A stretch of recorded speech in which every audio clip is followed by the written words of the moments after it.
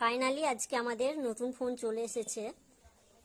তো খোলার আগে ভিডিওটা করা হয়নি, খুব এক্সাইটেড ছিলাম যার জন্য। তো এই যে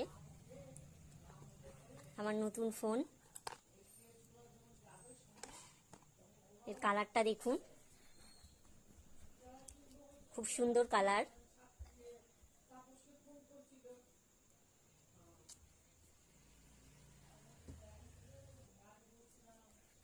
ফোনটা কেমন হয়েছে কমেন্টে জানাবেন।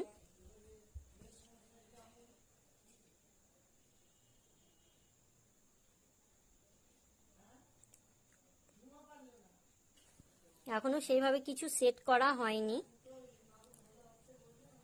নতুন ফোন এই যে